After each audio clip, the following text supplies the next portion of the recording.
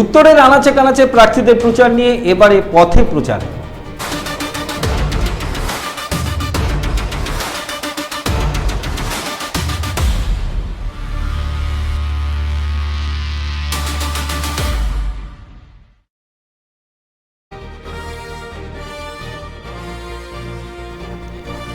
রবিবাসরীয় প্রচারে সকাল সকাল ঝড় তুললেন রায়গঞ্জ কেন্দ্রের তৃণমূল কংগ্রেস প্রার্থী কৃষ্ণ কল্যাণী। এদিন তিনি কর্ণজোড়া এলাকার 3টি বুথ ছাড়াও রায়গঞ্জ বন্দর এলাকায় প্রচার ও জনসংযোগ করেন।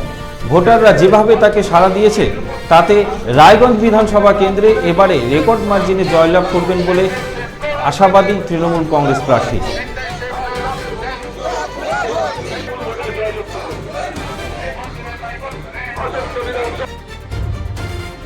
আজকে আমি কর্ণজোড়া 3টি বুথ পরিক্রমা করলাম। তো যে হিসাবে মানুষের উৎসাহ আর যে হিসাবে মানুষ আশীর্বাদ বর্ষণ করছেন, যে হিসাবে বাড়ির বাইরে বেরিয়ে তারা আমাকে সমর্থন করছেন, তাতে মনে হচ্ছে এবার তৃণমূল কংগ্রেস রায়গঞ্জ সিটটা রেকর্ড মার্জিন দিয়ে জিতে একটা ইতিহাস গড়তে চলেছে।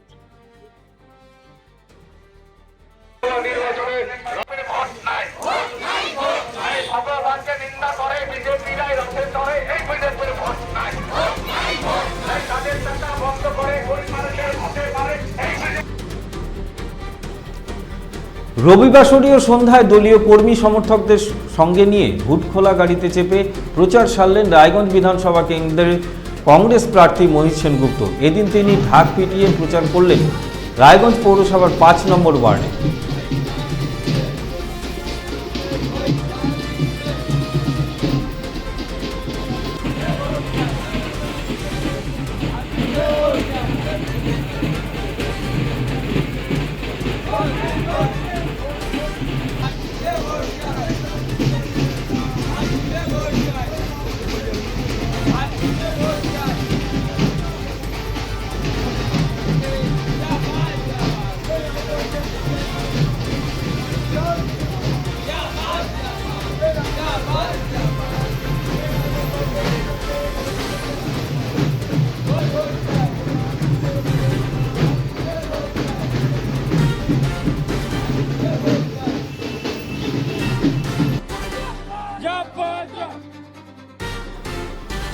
রবিবার প্রচারে ঝড় তুললেন ইসলামপুরের তৃণমূল কংগ্রেস প্রার্থী কানাইয়ালাল আগরওয়াল।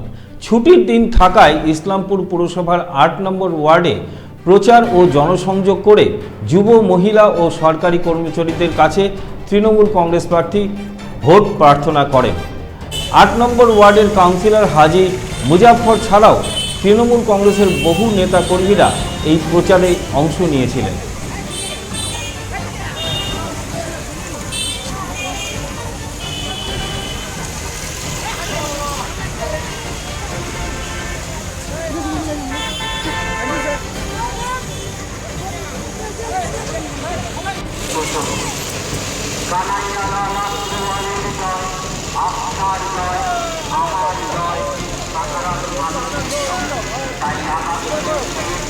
সকালে বিভিন্ন গ্রামাঞ্চল থেকে বিভিন্ন নেতৃত্ব সব আসছিলেন, ওনাদের সঙ্গে আলোচনা করলাম সকালে বাড়িতে।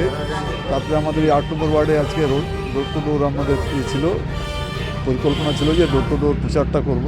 সেই হিসাবে এখন ওই 8 নম্বর ওয়ার্ডটা আমরা ডোর টু ডোর প্রচার করলাম। এরপরে সকালে বিভিন্ন গ্রামাঞ্চল থেকে আবার আমি গ্রামে বেরিয়ে যাব।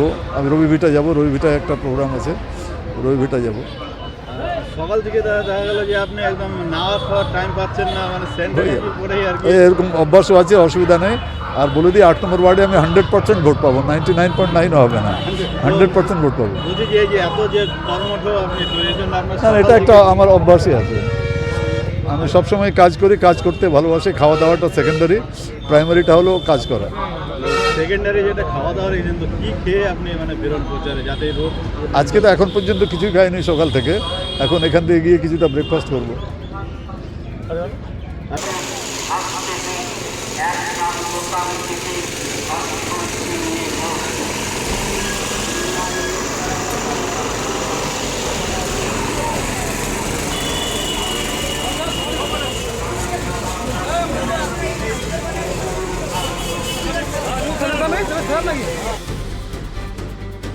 রবিবার দলীয় কর্মী সমর্থকদের সঙ্গে নিয়ে শীতগ্রাম অঞ্চলের বাড়ি বাড়ি গিয়ে প্রচার করলেন হেমতাবাদ বিধানসভা কেন্দ্রের কংগ্রেস প্রার্থী অনামিকা রায়। কংগ্রেস প্রার্থী এদিন প্রচার ছাড়াও ভোটারদের সঙ্গে জনসংযোগ করেন। কখনো পায়ে হেঁটে, কখনো হুডখোলা গাড়িতে চেপে তিনি প্রচার করেন।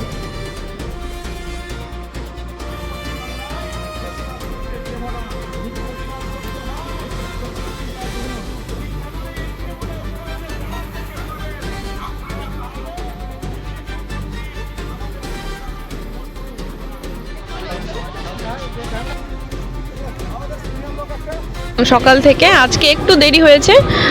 আমরা দেখতে পাচ্ছি যে গ্রামীণ মানুষদের সঙ্গে, অসহায় পরিবারদের সঙ্গে আপনি বেশ কিছুক্ষণ ধরে হাত মেলামেলি করছেন। তাদেরকে কি প্রতিশ্রুতি দিলেন জয়ের পর?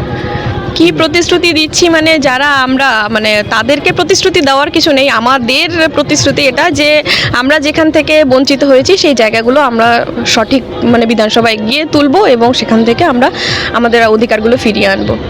মানে আপনারা কি যেন বলে, সকাল থেকে যে প্রচারে বার হয়েছেন, আপনাদের পার্টিতে কেউ কি যোগদান করছেন সকাল থেকে, এরকম কোনো দেখা গেছে? আজকে যোগদান পর্বটা এখনও হয়নি, আমাদের পরে আছে যোগদান পর্ব। এখন যেহেতু আমরা প্রচারে বেরিয়েছি তাই প্রচার শেষে আমরা যোগদান পর্বটা রেখেছি। আপনি কোন বিধানসভা থেকে রয়েছেন? আমি হেমতাবাদ বিধানসভা থেকে 33 নং হেমতাবাদ বিধানসভা এসছি। এরপরে আপনাদের প্রচার কতক্ষণ পর্যন্ত চলবে? আজকে আমাদের একদম সন্ধ্যে অবধি প্রচার চলবে, তারপরে আরও নেক্সট শিডিউল আছে, সেখানে যেতে হবে সারা দিন রাত একদম। আমরা দেখতে পাচ্ছি আপনার সঙ্গে তো অনেক ব্যক্তি রয়েছেন, তার মধ্যে বিশিষ্ট কোন ব্যক্তি কে কে আপনার সঙ্গে রয়েছেন? আমার সাথে আছেন নার্গিস আন্টি এবং এখানকার প্রধান এবং ব্লক সভাপতি, অঞ্চল সভাপতি সবাই আছেন আমার সাথে, যুব কংগ্রেস সবাই আছেন। এখন যে এত মানে প্রকার রৌদ্রের মধ্যে যে আপনারা প্রচার চালাচ্ছেন, আপনারা কি বার্তা দিবেন এই প্রচার নিয়ে? বার্তা বলতে রোদ তো আমি বুঝতে পারছি না, এত মানুষের সমাগম হচ্ছে, সেখানে রোদটাকে রোদ বলে মনে হচ্ছে না। এত উচ্ছ্বাস, এত আনন্দ নিয়ে মানুষ দেখা করতে আসছে, কথা বলছে, হাত মিলাচ্ছি, তো আমার সময় কি করে চলে যাচ্ছে আমি বুঝতেই পারছি না। মানে সময়টা আমার কম হয়ে যাচ্ছে, দিনে যদি আরও একটু বেশি সময় হতো তাহলে আমার মনে হয় বেশি ভালো হতো। তো রোদটা কোনো এখানে ফ্যাক্টর না। মানে আপনি অ্যাকচুয়ালি গ্রামীণ মানুষের পাশে দাঁড়াচ্ছেন বর্তমানে? অবশ্যই এখানকার পুরো অঞ্চল ঘুরে ঘুরে আমি দেখছি কি সমস্যা, সব থেকে বেশি সমস্যা তো আমি রাস্তার দেখলাম। আর যে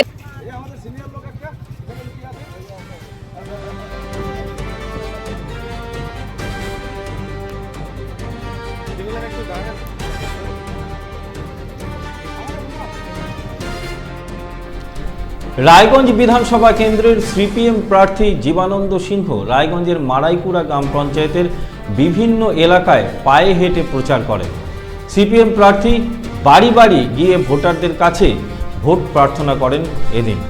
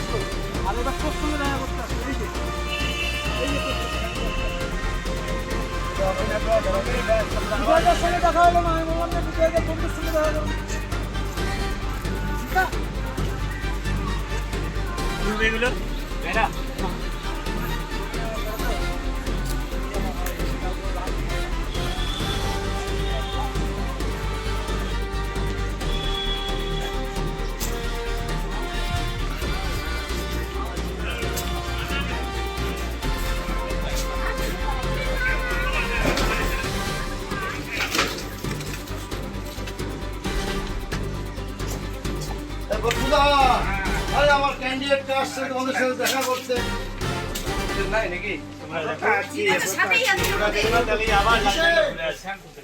জিতেন আছে?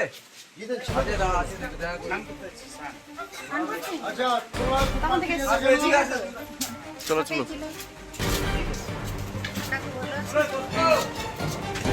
আমাদের প্রার্থী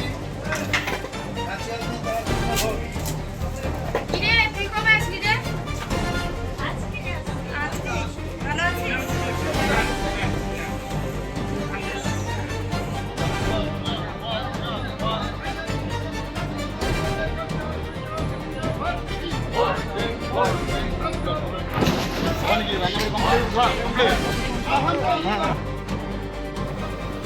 কালিয়াগঞ্জ বিধানসভা কেন্দ্রের অনন্তপুর অঞ্চলে বুড়িডাঙ্গি মন্দিরে পুজো দিয়ে ভোট প্রচার করলেন তৃণমূল কংগ্রেস প্রার্থী নিতাই বৈশ্য। এদিন তিনি দলীয় কর্মী সমর্থকদের বিশাল বাইক মিছিল সহকারে জরং, মুদাফ, ভারকুল, ধুকুরঝাড়ি সহ বিভিন্ন গ্রামে প্রচার করেন।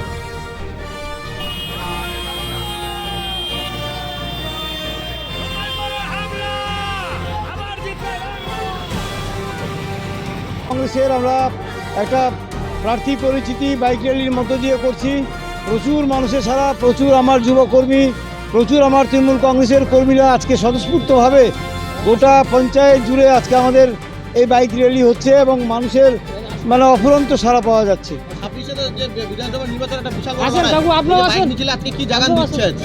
অবশ্যই মানুষ চাচ্ছে যে পশ্চিম বাংলার সাথে সাথে যাতে আমরা কালিয়াগঞ্জ বিধানসভাতেও তৃণমূল কংগ্রেসের প্রার্থীকে জিতাতে পারি, কারণ মানুষ বুঝে গেছে এই নির্বাচনে আবার চতুর্থবারের জন্য মামাটি মানুষের সরকার তৈরি হচ্ছে।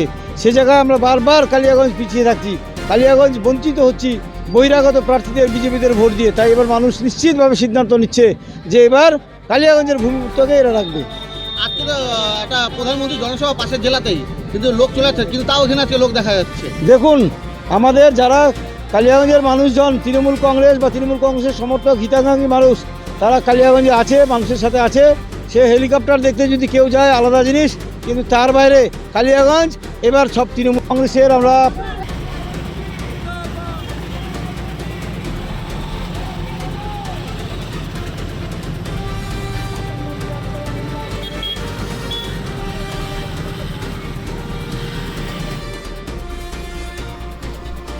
ইসলামপুর বিধানসভা কেন্দ্রের গাইশাল 1 নম্বর গ্রাম পঞ্চায়েতের প্রচারে বেরিয়ে বিপাকে পড়লেন সিপিএম প্রার্থী স্বামী খান।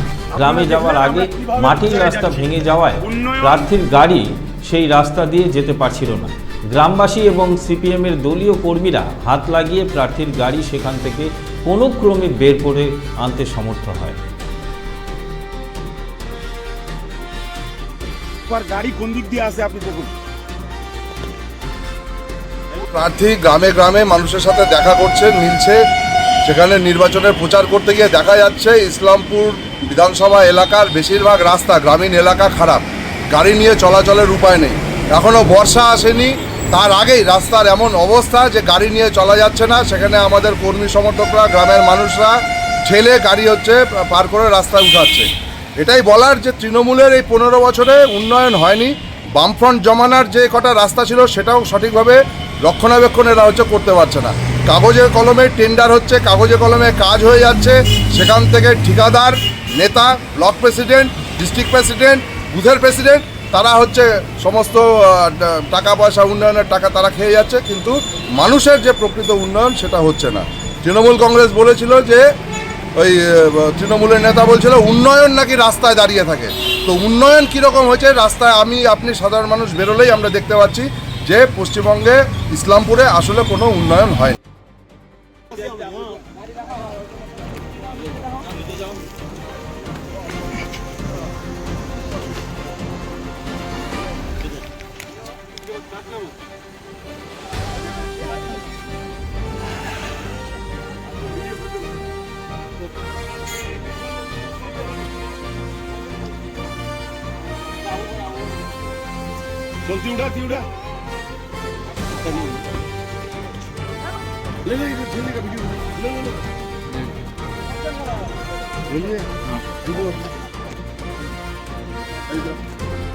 আপনারা দেখলেন আমরা কিভাবে প্রচারে যাচ্ছি, উন্নয়ন কতটা হয়েছে, উন্নয়নের পাঁচালী গান গেয়ে বেড়াচ্ছে, আর এলাকায় রাস্তাঘাট নেই।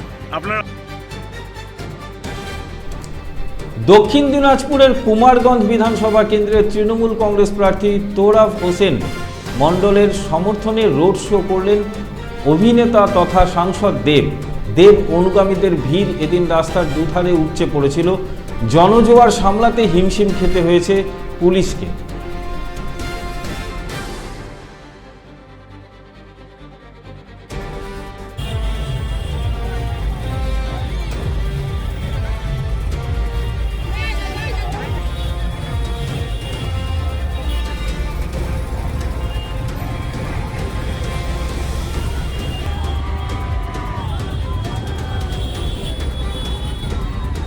এই যে দেবের র্যালি কতটা সুবিধা হবে আপনার প্রচারে বা জেতার লক্ষ্যে? ধরুন আমরা কুমারগঞ্জ বিধানসভায় আমরা সুবিধাজনক অবস্থায় আছি, তবে আজকের দেবের জনসমুদ্র আপনারা নিজেও দেখলেন যে যেভাবে জনসমুদ্র, তাতে আমার এই বিধানসভা এলাকার বিজেপি যারা মনোবৃত্ত হয়ে আছেন, যারা অন্য মনোভাবাপন্ন প্রার্থী যারা দাঁড়িয়েছেন, তারা ধুয়ে বসে আজকে ছাপ হয়ে গেছে। আপনি কতটা আশাবাদী জেতার ব্যাপারে? জেতার ব্যাপারে আমি 100 ভাগে নিশ্চিত। আপনার যে বিরোধী দাঁড়িয়েছে শুভেন্দু সরকার, তিনিও বলছেন তিনি এবার জিতে আছেন, কি বলবেন তার উদ্দেশ্যে? উনি তো নিজের এটা যে বিধানসভা কত দূর পর্যন্ত উনি তো চেনে নেন। উনি তো কলকাতার মানুষ, বালুঘাটে নাকি বাড়ি আছে, কলকাতায় থাকে। উনি নিজের এলাকাটা আগে চিনুক, তারপরে ওই সমস্ত কথা যেন বলেন।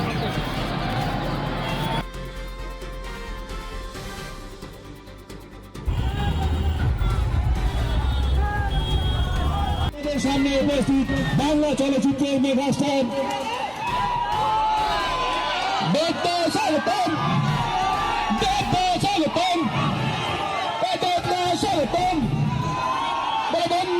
বেরিয়ে যাওয়া আগে। দক্ষিণ দিনাজপুরের কুমারগঞ্জের পর মালদাতেও তৃণমূল কংগ্রেস প্রার্থীদের সমর্থনে রোড শো করলেন অভিনেতা সাংসদ দেব। এদিন মালদার পালপাড়া থেকে তার রোড শো শুরু হয় এবং শেষ হয় মঙ্গলবাড়িতে গিয়ে। দেবকে দেখতে তার অনুরাগীদের ভিড় চোখে পড়ার মতো ছিল।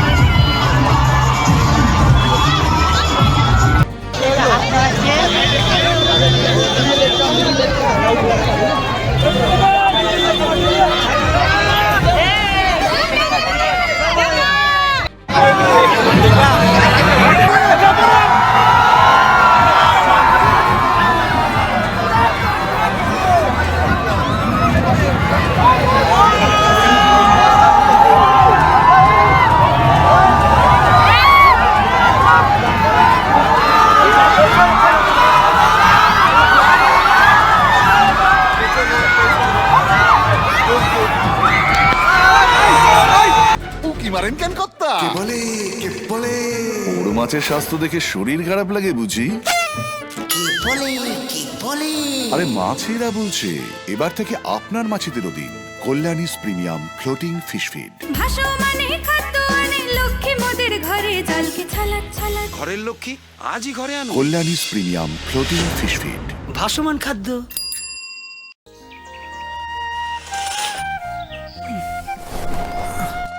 হ্যাঁ রে, তুই নিজেকে কি সুন্দর ফিট রাখিস, তোর বরকে রাখতে পারিস না? তোর দাদা জেনেছে nature pure rice bran oil দিয়ে রান্না করলে শরীর এমনি সুস্থ থাকে। হ্যাঁ সে তো ঠিকই, শরীর চর্চার পাশাপাশি ভালো তেল দিয়ে রান্না করাটাও জরুরি, আর সেই জন্যই আমার একমাত্র choice nature pure rice bran oil. শরীর সুস্থ রাখার জন্য আমার পছন্দের সেরা cooking oil nature pure rice bran oil, সম্পর্কে স্বাদ এনে দেয়। রেডিমেড পোশাকের মনকাড়া কালেকশন নিয়ে এবার হাজির রায়গঞ্জের বসন্ত স্টোর্স। একই ছাদের নিচে পেয়ে যাবেন লেহেঙ্গা, চুড়িদার, শাড়ি, ব্লেজার সহ ছোট বড় সবার মনের মতো পোশাক। তাই আর দেরি নয়, আজই আসুন বসন্ত স্টোর্সে। আমাদের ঠিকানা বিধাননগর মোড়, NS রোড, রায়গঞ্জ, উত্তর দিনাজপুর।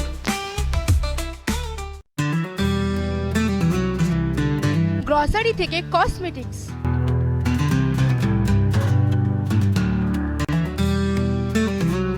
আপনার যে কোনো প্রয়োজনীয় জিনিস পেয়ে যাবেন একই ছাদের তলায়। আমাদের ঠিকানা এলআইসি মোড়, রায়গঞ্জ, উত্তর দিনাজপুর। চোখের সমস্যা বাড়ার আগেই আজই আসুন জীবন রেখা হসপিটাল, আপনার পরিবারের নতুন ভরসা। আপনার স্বপ্ন এবার আপনার শহর রায়গঞ্জে।